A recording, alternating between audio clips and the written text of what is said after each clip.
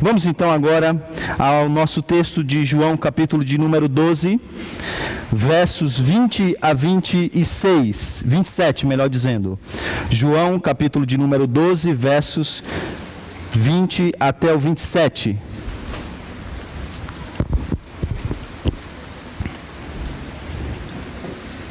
Eu vou ler na versão revisada e atualizada, mas não muda muita coisa da NVI. Apenas algumas questões bem pontuais. Acompanhe a leitura, por favor. Ora, entre os que subiam para adorar durante a festa, havia alguns gregos. Estes, pois, se dirigiram a Filipe, que é de Betsaida da Galileia, e lhe rogaram: Senhor, queremos ver Jesus. Filipe foi dizê-lo a André. E André e Filipe o comunicaram a Jesus. Respondeu-lhe Jesus: É chegada a hora de ser glorificado o Filho do Homem. Em verdade vos digo, se o grão de trigo caindo na terra não morrer, fica ele só. Mas se morrer, produz muito fruto. Quem ama a sua vida, perde-a. Mas aquele que odeia a sua vida neste mundo, preservá-la-á para a vida eterna. Se alguém me serve, siga-me. E onde eu estou, ali estará também o meu servo. E se alguém me servir, o Pai o honrará. Agora está angustiada a minha alma. E o que direi eu? Pai, salva-me desta hora. Salva-me desta hora, mas precisamente com este propósito vim para esta hora. Vamos orar. Deus bendito, aqui estamos, Senhor, nesse dia, neste culto de adoração ao Senhor, que é digno de receber toda a honra, toda a glória e todo o louvor. Com a Tua palavra mais uma vez aberta. E queremos, Senhor, mais uma vez ouvir a Tua voz. E é impossível que isso aconteça se o Teu Espírito Santo não agir nas nossas mentes e nos nossos corações, iluminando a nossa mente a fim de entender a Tua palavra, trabalhando no mais profundo do nosso coração, no nosso eu, para sermos transformados pela Tua palavra. É o que nós mais precisamos, Senhor, mesmo muitas vezes por causa do nosso eu não querendo. Mas és Deus forte. Teu Espírito Santo é poderoso para nos quebrar e nos aproximar do Senhor. E é isso que nós te pedimos.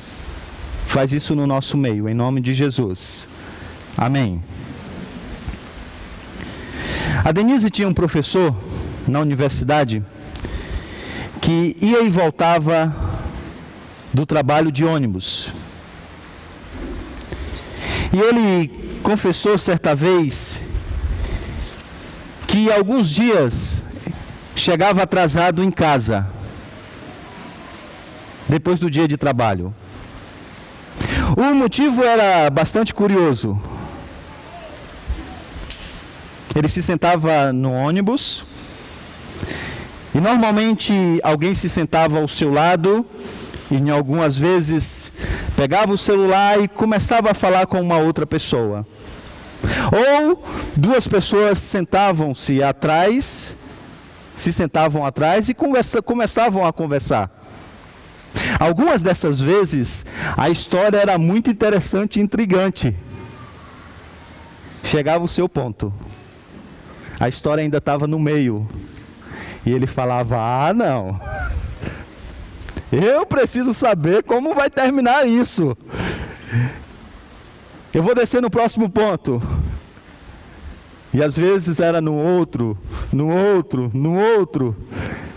Algumas vezes ele tinha que tomar um outro ônibus para voltar para casa. Sim, eu sei. É curiosidade demais. Mas fato é que nós gostamos de boas histórias e queremos chegar no final de uma história intrigante. E essa é a razão pela qual nós lemos mais rapidamente um romance.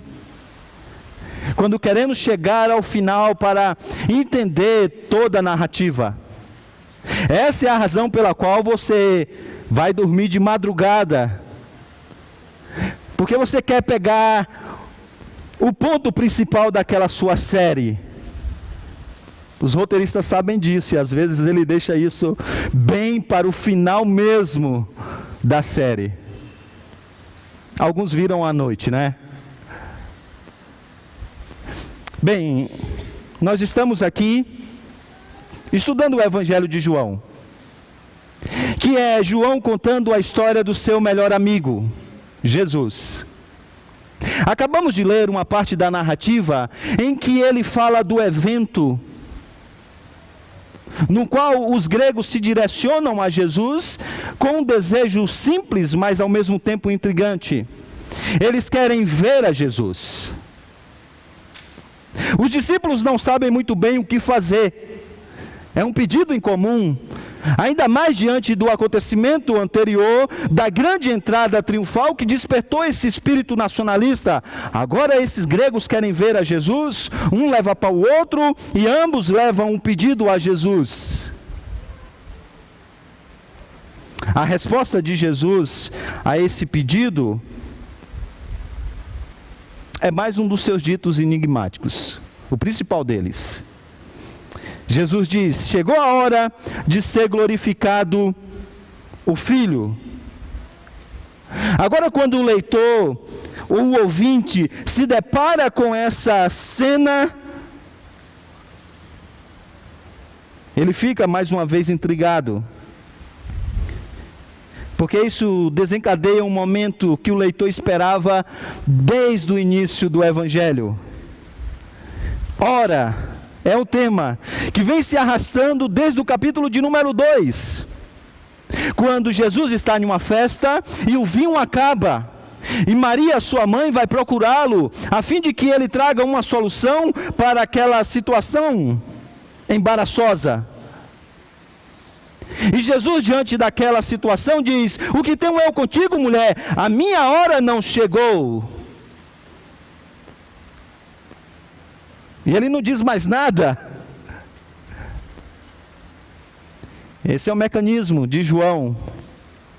Levantar um evento que será apresentado mais à frente da sua narrativa, sem dar-lhe nenhuma explicação.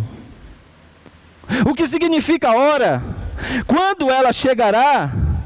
O que acontecerá nesse dia, nessa hora?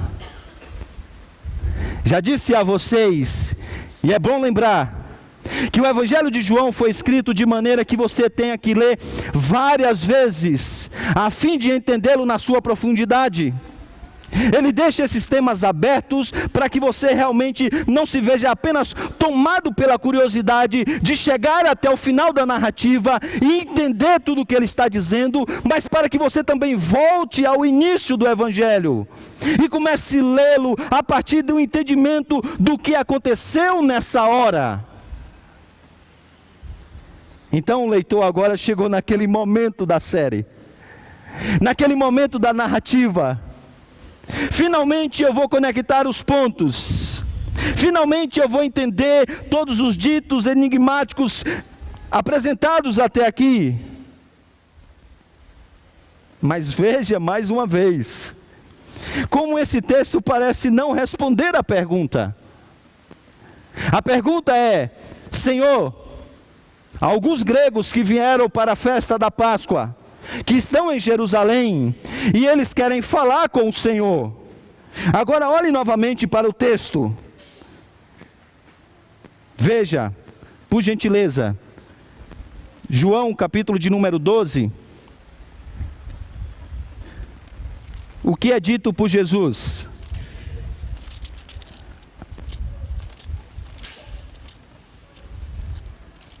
A partir do versículo de número 23.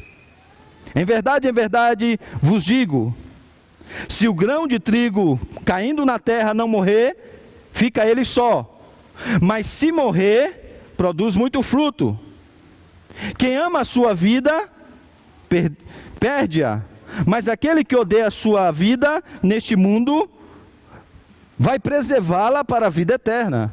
Se alguém me serve, deve me seguir, Jesus diz. E onde estará então? Onde eu estarei, também estará esse servo, porque será honrado. A minha alma agora está angustiada. E o que eu vou dizer agora? Pai, me salva dessa hora?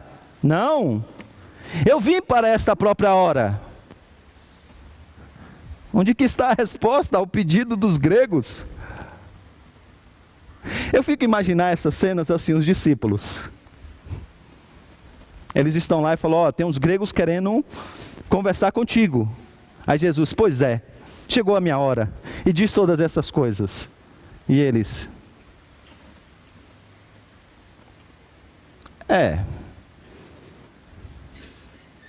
o que nós vamos dizer para os gregos? A propósito, Jesus se encontrou com os gregos? O texto não diz, né? Para João é irrelevante. Porque para João, teologicamente falando, o que importa é que esse pedido não pode ser aceito até que a hora chegue. João disse que ela chegou. Mas nós ainda estamos no capítulo 12 do Evangelho de João. Então, como assim ela chegou? A hora que sempre foi colocada em perspectiva futura, agora é apresentada no presente, em uma ação imediata. O que é hora? Você vai ter que esperar até o final da série. Brincadeira. A essa altura você já sabe o que significa a hora, que é nada mais, nada menos do que aquele momento importante na história da redenção, na qual o Messias, o Filho do Homem, padecerá, morrerá. Aquele evento que está próximo, esse tempo que já chegou. A hora final ainda não é uma realidade, mas o tempo já é uma realidade, em que o Filho do Homem se entregará pelo mundo como uma oferta apresentada ao Senhor. E agora, quando esse pedido é apresentado, João diz: veja vocês, percebam vocês que de fato a hora está chegando, a hora da minha glorificação. Isso também é incomum, não é? Se você lê teologia, você sabe que os estados de Cristo é de humilhação e exaltação. Ele nasceu, se fez um de nós, sofreu nesse mundo, morreu em uma cruz, mas ele também ressuscitou, foi exaltado, está à destra do Pai e governa sobre tudo e sobre todos. Humilhação e exaltação. Essas coisas aparecem no Evangelho. No entanto, João agora aproxima muito essas coisas e diz que a cruz de Cristo tem um aspecto glorioso. E ele tem um propósito. Lembra que o Evangelho é para ser lido várias vezes? A ideia é que você chegue na crucificação e você olhe para aqueles eventos de outra maneira. Para os gregos, isso é loucura. Para os judeus, isso é escândalo. Mas se João então conseguir mostrar para você a beleza da cruz, A maneira como a cruz precede a glória, é o peso da glória.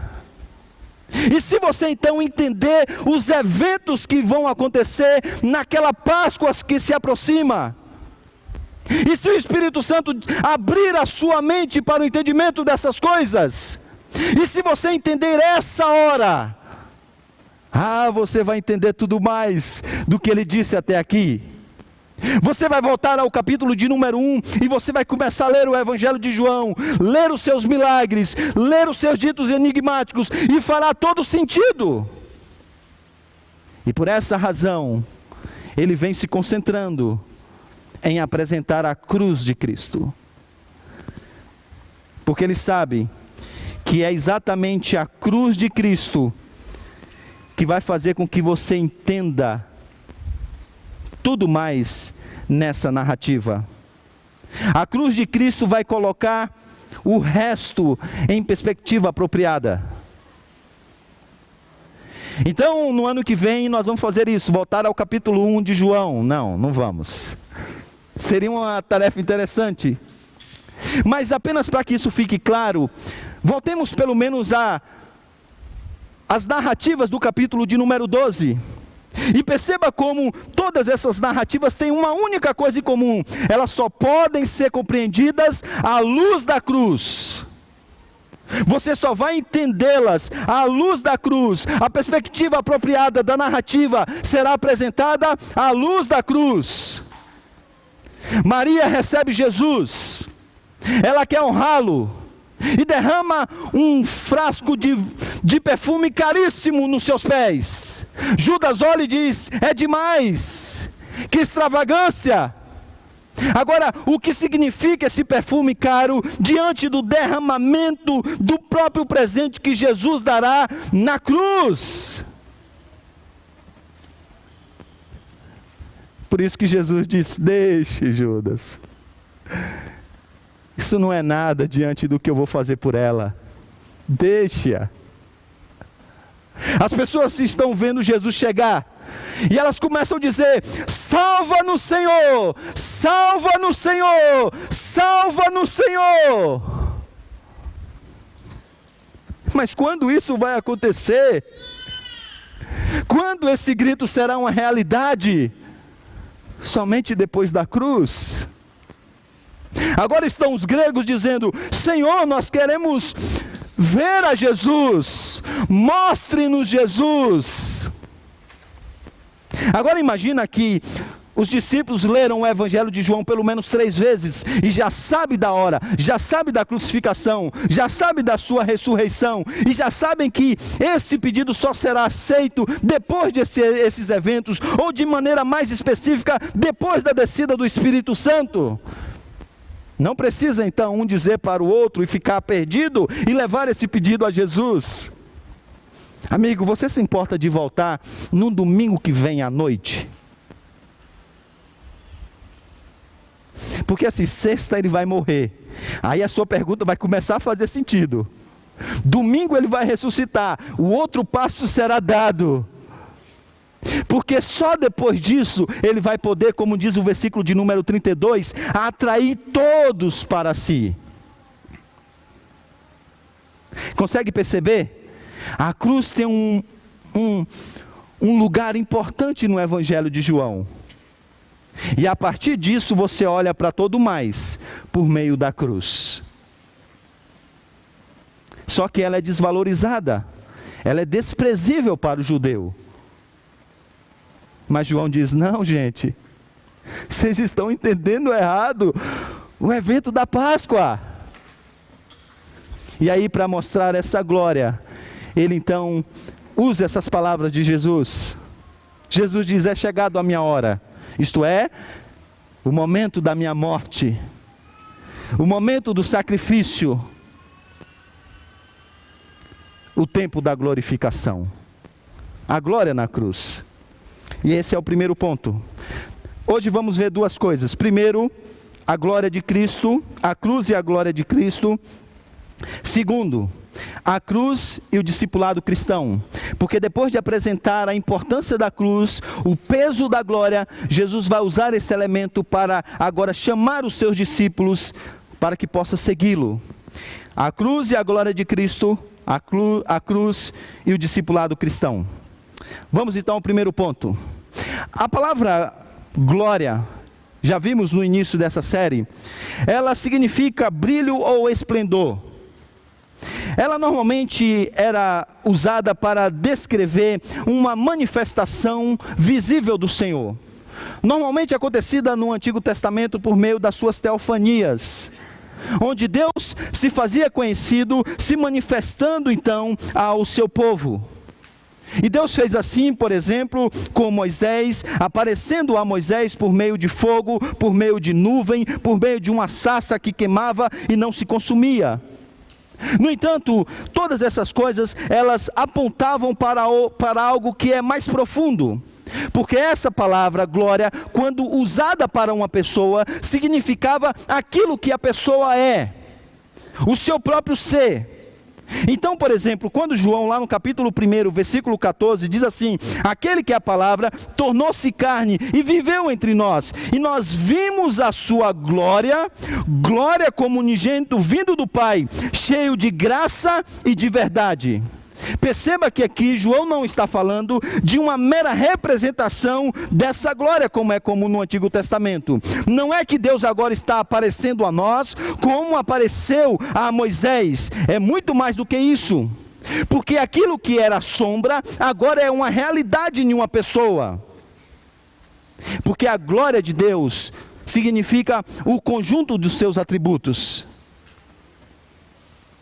Por isso, quando João disse, vimos a sua glória, João poderia muito bem dizer, nós vimos sim, vimos os seus atributos. O Verbo se fez carne, e nós vimos a sua onisciência. O Verbo se fez carne, e nós vimos a sua onipotência. Os Verbos se fez carne, e nós vimos o seu poder. O Verbo se fez carne e nós vimos a sua justiça, vimos a sua santidade. Então a glória de Deus foi apresentada em Cristo Jesus de maneira mais profunda. E lembre-se que a primeira parte do Evangelho de João, que nós estamos chegando ao final agora no capítulo de número 12, é aquela parte que apresenta os 7 sinais de Jesus. Sinais esses que mostram a glória de Cristo. Por meio deles nós vimos a onisciência de Cristo no encontro com Natanael. Por meio dele nós vimos a onipotência de Cristo no casamento de Caná.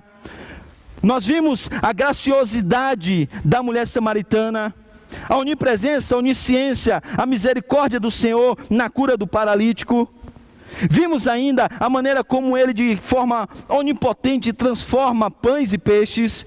Vimos o seu amor.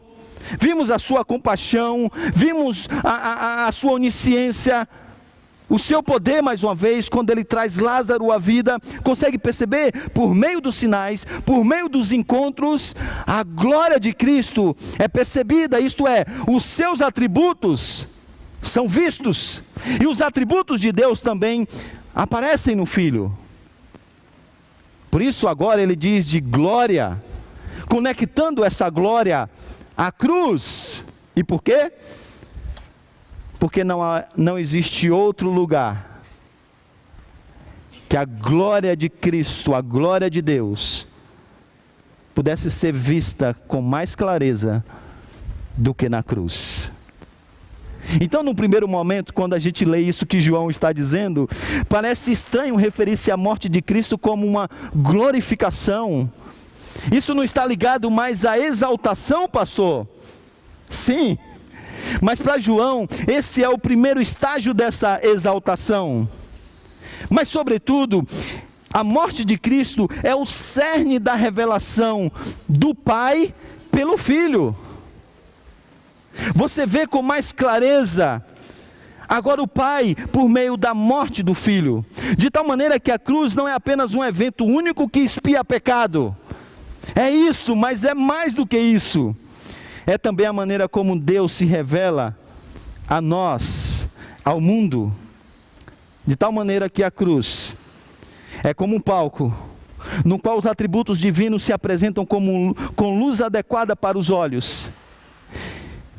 E na cruz, o amor, a santidade, a justiça, a ira, a misericórdia, por exemplo, discursam com beleza e graça. Jesus diz: eles querem me ver, né, gente? Ainda não vai dar.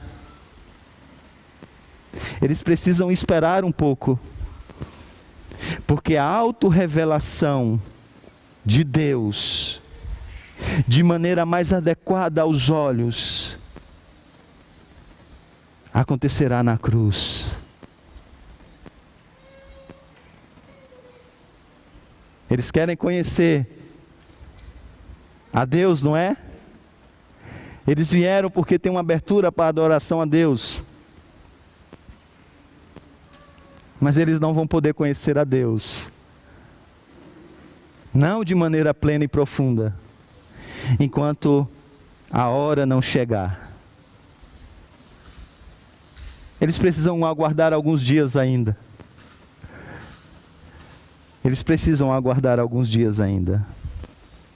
O que faz a cruz? A cruz, então, do Senhor coloca o resto em sua perspectiva apropriada. Isso tem muito a ver conosco. C.S. Lewis dizia: eu acredito no cristianismo como acredito no sol. Não apenas porque eu vejo, mas porque por meio dele vejo todo o resto. Agora, a partir da cruz, você vai ver tudo no mundo, na nossa vida, nos nossos relacionamentos, por meio de uma perspectiva apropriada. Os gregos diziam que através dos intercâmbios intelectuais, dos debates nas praças, era possível descobrir a resposta para as principais perguntas da vida: quem somos, de onde viemos, para onde vamos, o que estamos fazendo aqui. Mas Paulo disse que já fora profetizado pelo profeta Isaías, que Deus tornaria louca a sabedoria do mundo, e que Deus agora responderia a todas essas perguntas por meio de uma única coisa: a mensagem da cruz. Por isso que, em um ato de coragem, não de soberba, mas de coragem, ele diz: onde que está o sábio? Onde que está o inquiridor dessa época? Onde que está o erudito, o mestre da lei? Acaso todas essas filosofias trouxeram resposta para essas perguntas? E a resposta é um sonoro não. Por essa razão, aprove a Deus a dar entendimento e resposta para essas perguntas por meio da cruz. Aos jovens universitários, é exatamente a mensagem da cruz que vai fazer com que vocês vejam em perspectiva apropriada tudo que vocês estão estudando. Tudo faz sentido a partir da cruz. Mas pense os maridos: pastor, as coisas lá em casa não vão bem, nosso relacionamento anda truncado. Agora você vai ver o seu relacionamento com a sua esposa através da perspectiva da cruz.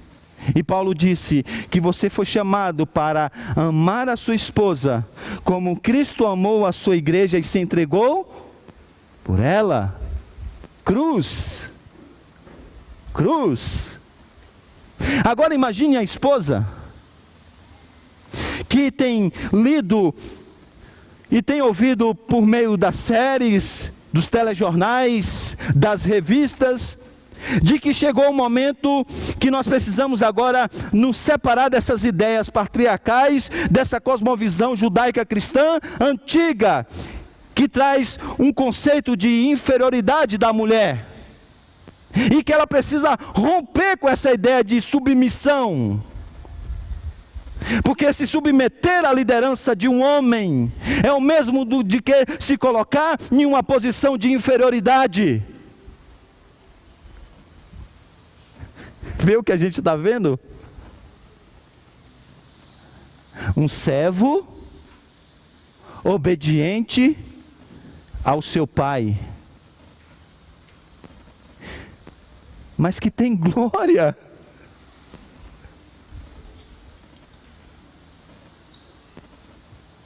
Você diria que Jesus é inferior a partir desse texto a Deus? Servir e se submeter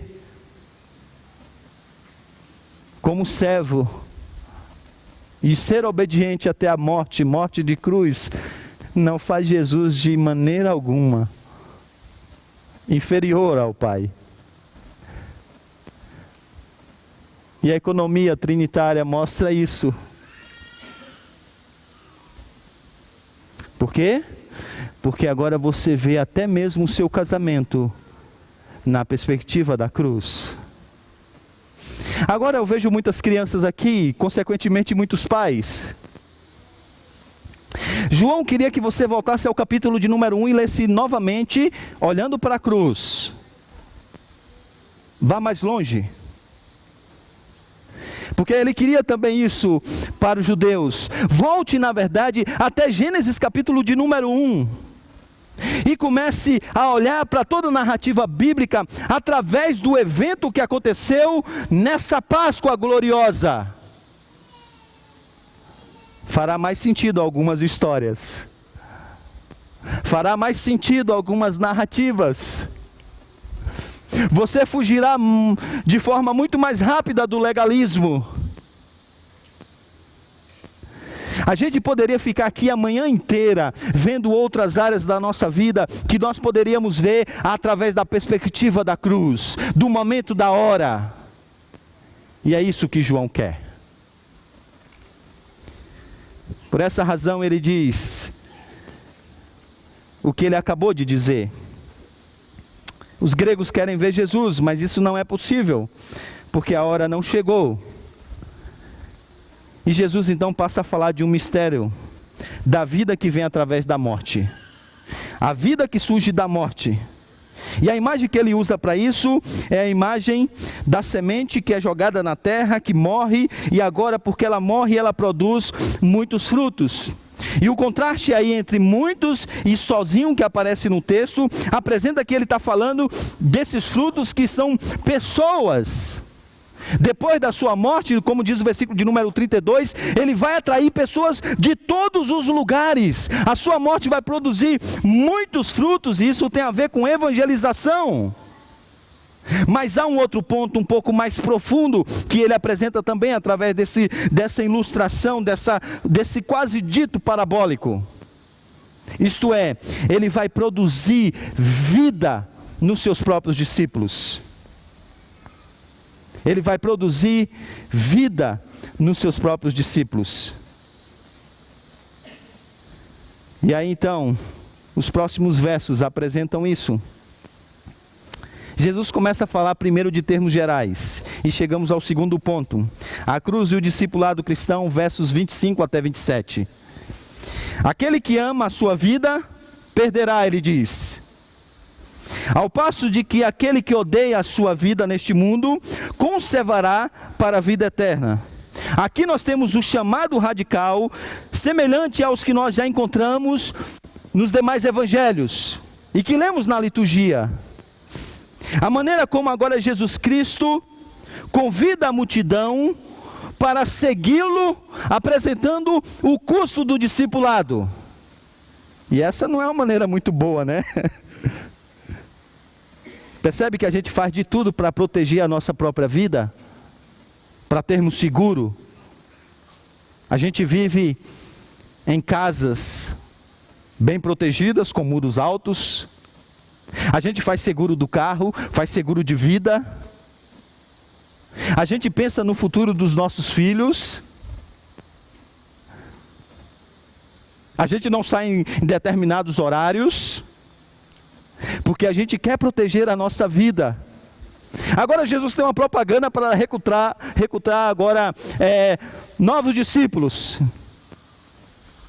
E ela diz: você precisa vir após mim, você precisa morrer. Essa não é uma maneira boa de tratar desses assuntos, mas é Jesus Cristo já apresentando o custo do discipulado.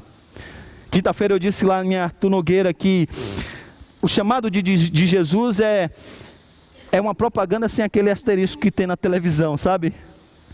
Você vê lá R$ 9,90 a internet, mas tem lá uma notinha bem pequenininha. R$ 9,90 é só o primeiro mês, depois é R$ 99,90. E as pessoas estão dizendo: venha, você vai ser filho do rei, sem apresentar nada do custo do discipulado. E Jesus não quer que isso aconteça. Então ele apresenta logo de cara o custo do discipulado. E aí a sua verdade de fato é meio paradoxal, porque ele diz assim: quem entrega a sua vida, retém a sua vida.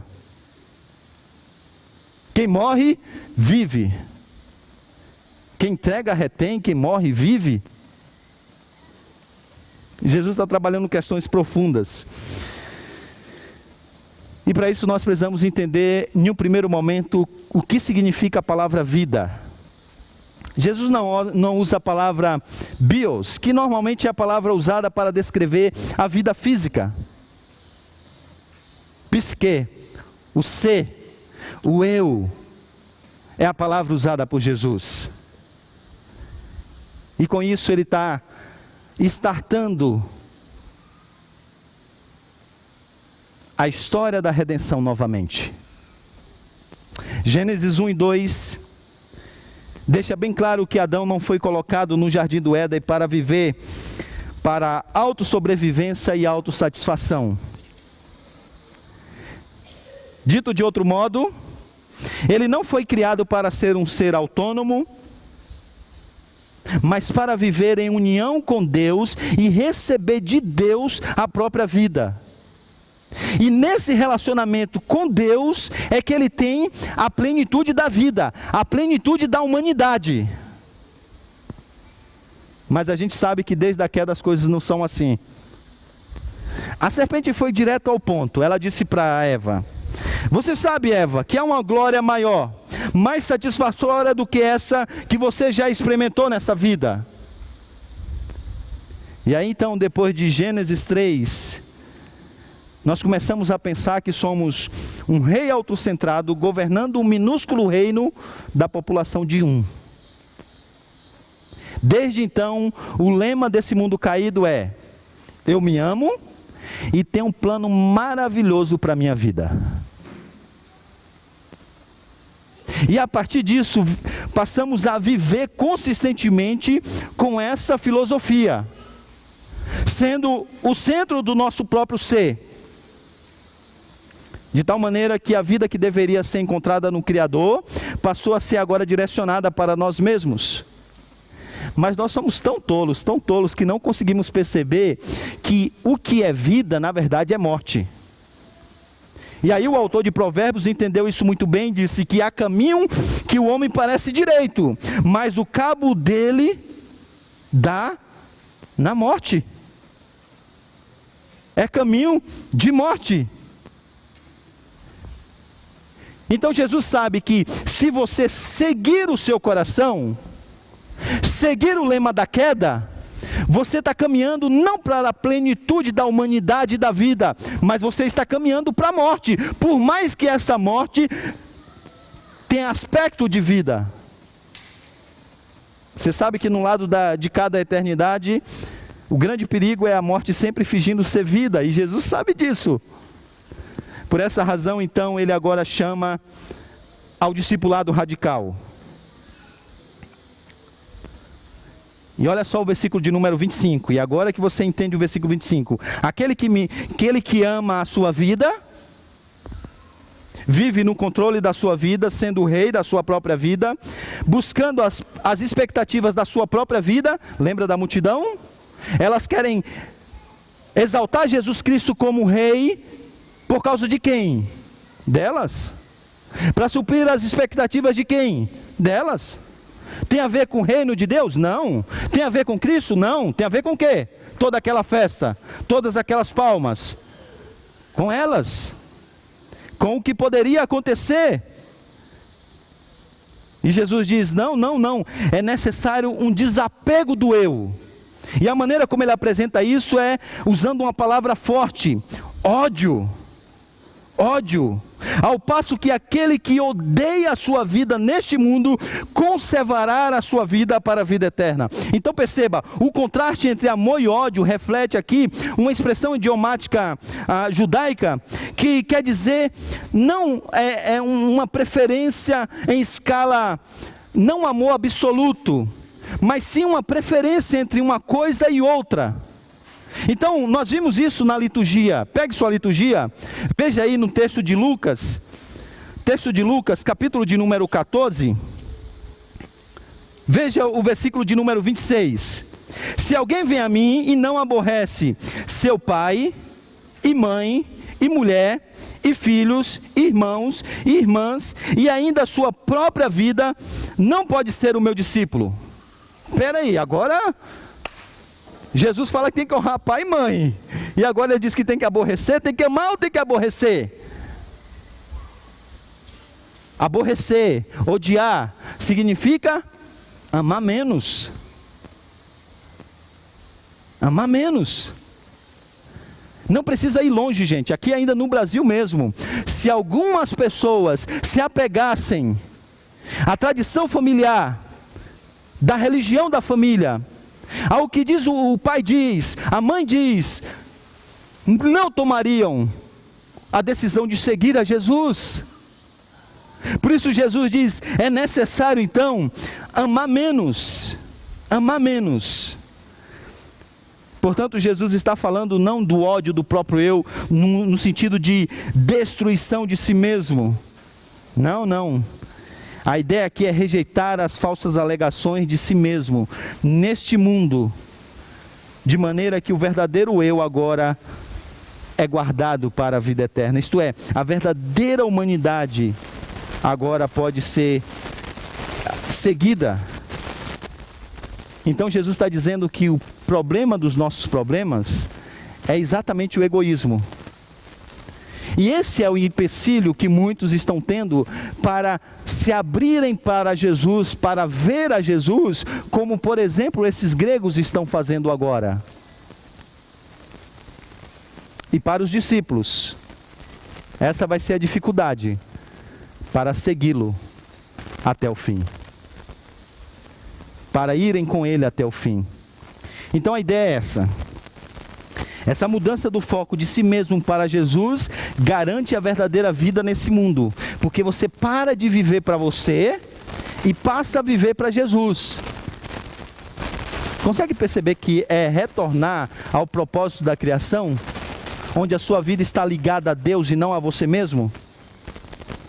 Ao mesmo tempo que isso também agora traz a você a glorificação, que tem a ver com a vida eterna, porque aqueles que servem a Jesus estão agora unidos com Ele. Olha que coisa linda!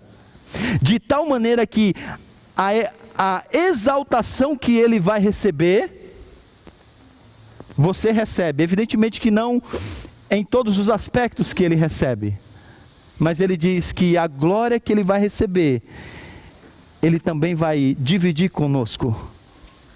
Deus vai dar um reino para Ele. E Ele vai governar sobre todas as coisas.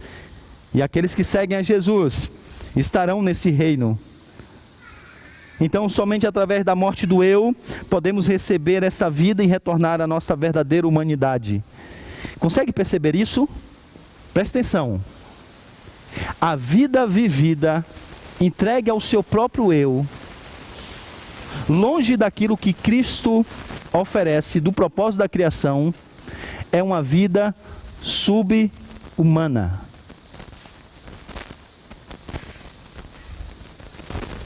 Pode analisar como vivem as pessoas que não estão conectadas, alinhadas com um propósito para qual elas foram criadas. Jesus está dizendo, vocês querem a plenitude da humanidade? saber o que é o homem, vocês precisam estar ligados a mim.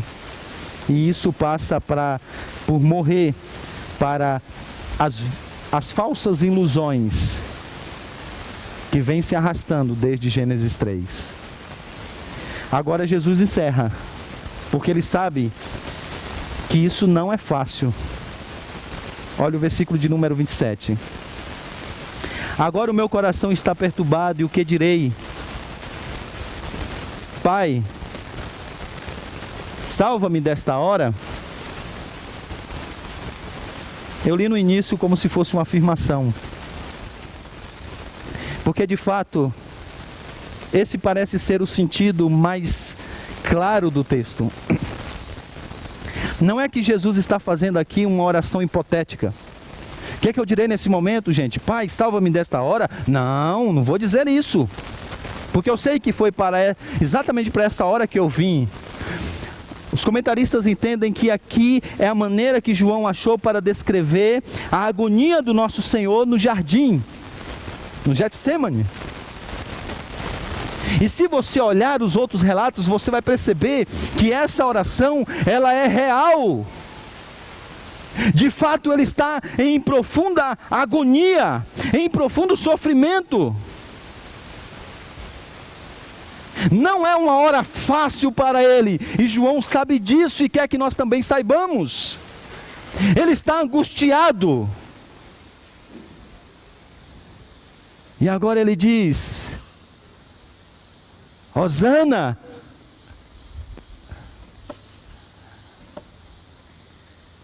Não é a mesma palavra, mas é o mesmo pedido de socorro. Salva-me, Senhor, desta hora. Salva-me, Senhor.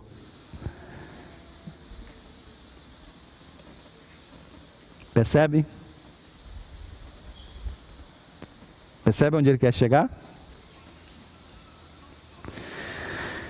A humanidade sem pecado é vista como tentada novamente pela rebelião contra Deus, por não se submeter à vontade de Deus.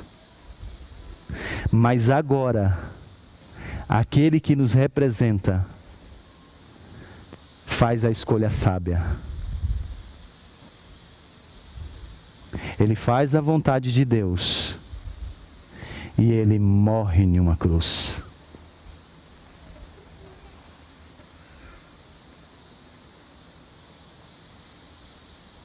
Ele é o segundo Adão, que fez exatamente aquilo que ele deveria fazer: continuar em submissão à vontade de Deus e escolher obedecer a Deus. E essa é a sua escolha, a escolha da cruz. E agora ele olha para os seus discípulos e diz: sigam o exemplo do Mestre. Escolham o caminho da obediência. Escolham viver uma vida conectada com o Pai, em comunhão com o Pai, em obediência ao Pai.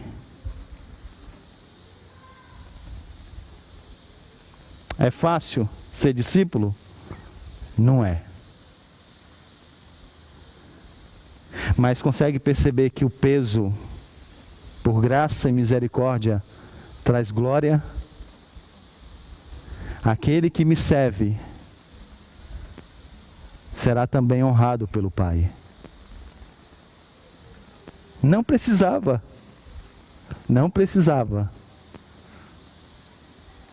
A gente já poderia fazer isso por simples graça, por simples ato de gratidão, como Maria fez. Já estaria bom. Mas ele disse que ainda vai ser honrado pelo Pai. Algum tempo depois, a Bíblia diz que ele reuniu novamente os seus discípulos. A hora está se aproximando ainda mais.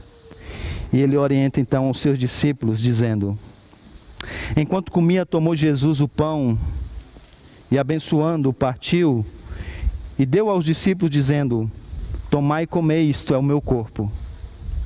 A seguir tomou o cálice e, tendo dado graças, deu aos seus discípulos, dizendo: bebei dele todos, porque isto é o meu sangue, o sangue da nova aliança derramado em favor de muitos, inclusive nós, para a remissão de pecados. E digo-vos que desta hora em diante, não beberei deste fruto da videira até aquele dia em que hei de beber novo convosco no reino do meu Pai.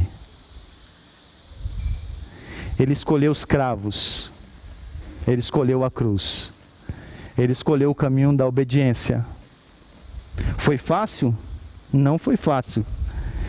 Diz a Escritura que nesse dia, o seu corpo, ele foi realmente partido por nós. Uma prova do seu sofrimento profundo. Ele foi zombado, foi crucificado.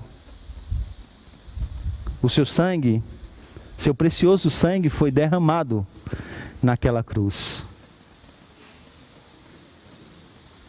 Agora nós olhamos para esses elementos, e porque nós olhamos para esses elementos e para a realidade que eles apontam, a cruz, nós tivemos os nossos olhos abertos para vermos Jesus. Naquele dia isso não era possível, mas hoje é. E domingo após domingo a gente vem aqui e tem os nossos olhos abertos. E podemos ver a Jesus.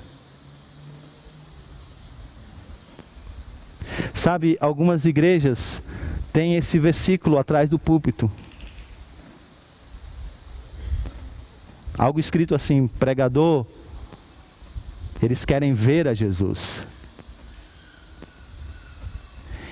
E não é gracioso saber que Deus, pela sua bondade, domingo após domingo, nos faz ver a Jesus?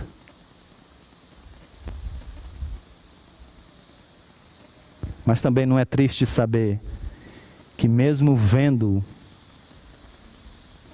não poucas vezes, não seguimos o seu exemplo?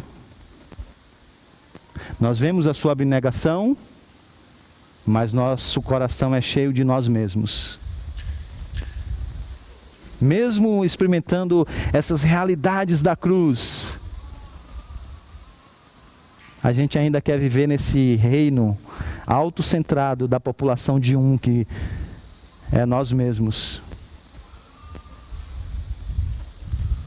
Mas essa mesa é para pecadores, porque só existiu de fato um santo, um verdadeiro israelita. Então eu convido os presbíteros e diáconos para que estejam aqui à frente.